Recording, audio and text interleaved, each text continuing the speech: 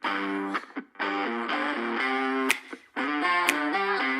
a bad time, it's a bad time.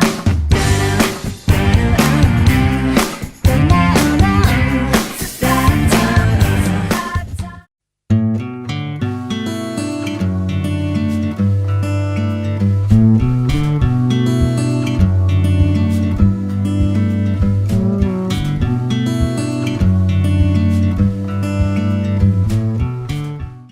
Well, hello and welcome to my very seasidey vlog.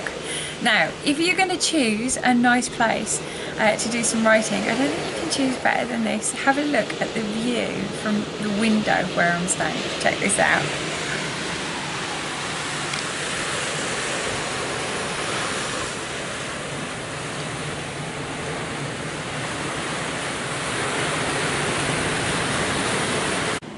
That's pretty amazing, isn't it?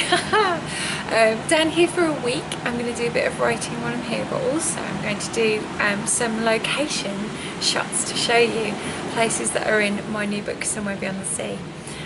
It's really lovely to be back here. This is definitely my happy place. I feel happier when I'm here than anywhere else in the world. So I'm going to show you bits of St Ives and also just talk about the book and what inspired me to write various different bits.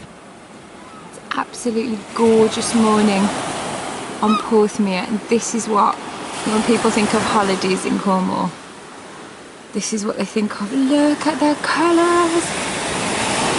Oh, and the sound of the sea is so lovely. And we look right up to the island. So welcome to St Ives. Tide's out at the moment. As you can see how big the harbour is, although it's weird because when the water's back in, it doesn't actually look that big. And beyond Smeaton's Pier there with its lighthouse, see right out to St Ives Bay.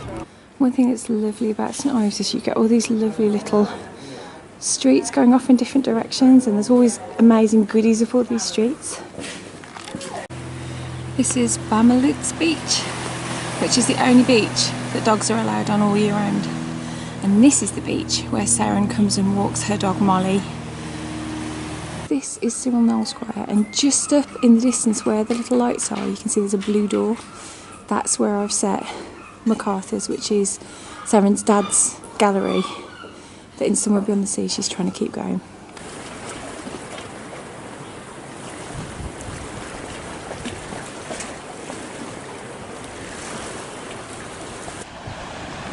Now, one of the places that you read about a lot, both in Christmas in St Ives and Somewhere Beyond the Sea, is this place. This is Porthgwydden Beach. And the way I'm walking here is one way that Saren comes to visit her friend Aggie, because Aggie runs the beach cafe, which you see is just closed, handily. But it's quite a tiny little beach. And a couple of years ago we came down for my wedding anniversary with Bob, and Bob came down really early in the morning and he made a heart out of bits of sea glass and bits of shell and seaweed, and it was that when we were talking about what we could do to write a story set in St Ives and how I could kind of frame it, that was where the idea for the sea glass stars came from. So although this beach is very little, it's very important in the world of Somewhere Beyond the Sea.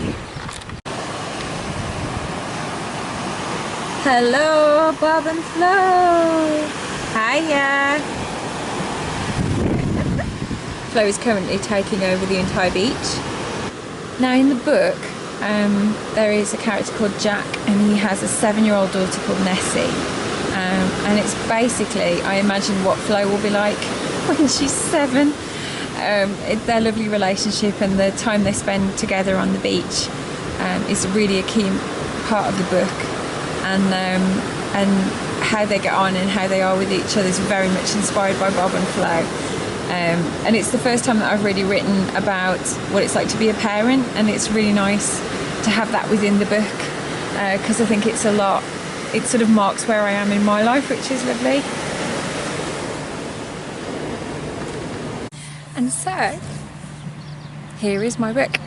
On the beach, that's where the idea first started. It's so lovely to actually bring my book here and see it where it was set.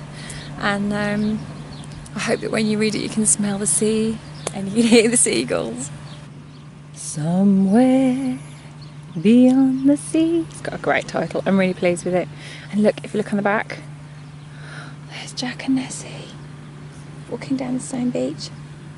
And that is actually Gwythian Beach, which is where they make the stars. So I'm really, really pleased to finally see it here. Hello. Hello. Have you had a lovely holiday? Yeah. What did you like doing on your holiday?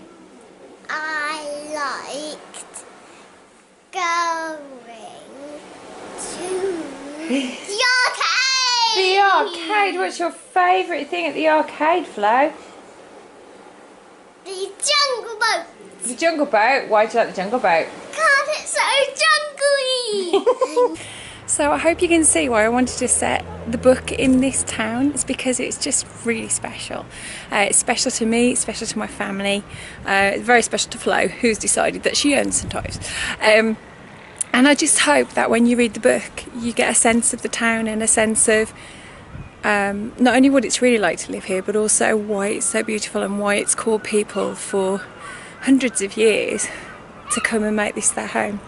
And I hope it makes you feel like you're a bit on holiday as well, because if you've ever been to St Ives, hopefully there'll be places that you recognise. If you've never been to St Ives before, I hope it makes you want to come, because it's amazing. And I just really hope you enjoy the book.